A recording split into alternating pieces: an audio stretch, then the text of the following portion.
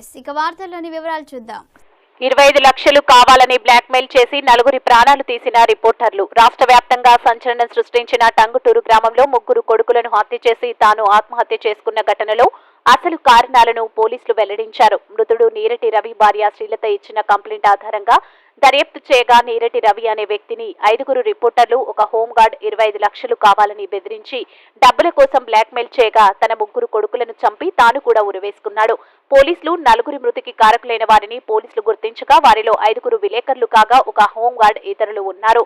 A1 Tirupathirao, A2 మంగలి Srinivas Andhra Jyothi reporter, A3 Kurama Srinivas ఈనాడు reporter, A4 Vadde Mahesh నమస్తే Telangana, A5 Siripuram Srinivas Reddy వార్తా పేపర్, A6 సంఖ్య ప్రవీణ్ కుమార్ సాక్షి రిపోర్టర్, A7 ఆలూరు రాజు, A8 మనీలా, A9 రామకృష్ణలని పోలీసులు తెలిపారు. ఈ నెల 3వ తారీఖు శంకర్పల్లి మండలం టంగుటూరు విలేజ్ లో నీరటి రవి అనే వ్యక్తి తన 3 కొడుకుల్ని ఉరివేసి తను కూడా హ్యాంగ్ చేసుకుని చనిపోయిన బ్యాడ్ ఇన్సిడెంట్ మన అందరికి తెలుసు.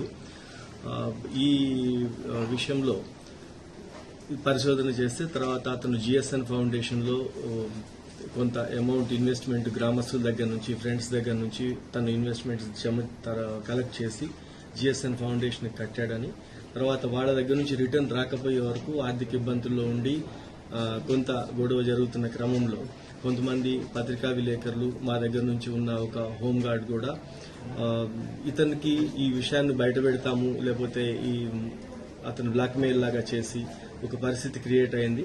దాంట్లో 5 పత్రికా విలేకరులు ఇతన్ని దగ్గర తీసుకుని వచ్చి వాళ్ళని వాళ్ళ బావమర్ది వీళ్ళందరినీ ఒకరోజు సెటిల్మెంట్ లాగా కలిసి 5 కలిసి 25 lakhs డిమాండ్ చేయడం జరిగింది.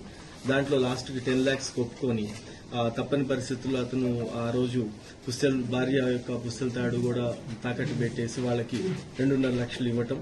దాని తర్వాత వెంటనే అతను నెక్స్ట్ కొద్ది రోజుల్లో పిల్లల్ని చనిపోవటం జరిగింది.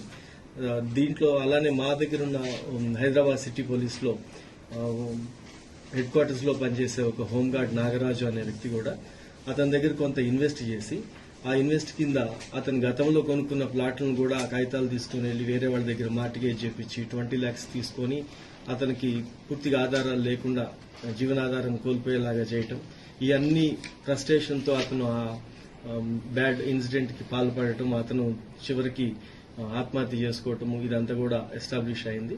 ఈ కేసులో ఇప్పటి వరకు తెలిసిన దాని ప్రకారము మన శంకర్పల్లి విలేకరులు ABN నుంచి శ్రీను, ఈనాడు నుంచి శ్రీనివాస్, నమస్తే తెలంగాణ నుంచి మహేష్, సాక్షి నుంచి ప్రవీణ్, తర్వాత వార్తా నుంచి శ్రీనివాస్ రెడ్డి, ఈ 5 వ్యక్తులు ఆ రోజు వెళ్లిన దాని మీద ఫస్ట్ నుంచి పేర్లు వచ్చాయి. వస్తే దీంట్లో ఉన్న సెన్సిటివిటీ రీతి వార్తలు ఇంతటితో సమాప్తం. మళ్ళీ తిరిగి ప్రసారం అయ్యే TV 999 న్యూస్ లో కలుద్దాం. అంతవరకు సెలవు.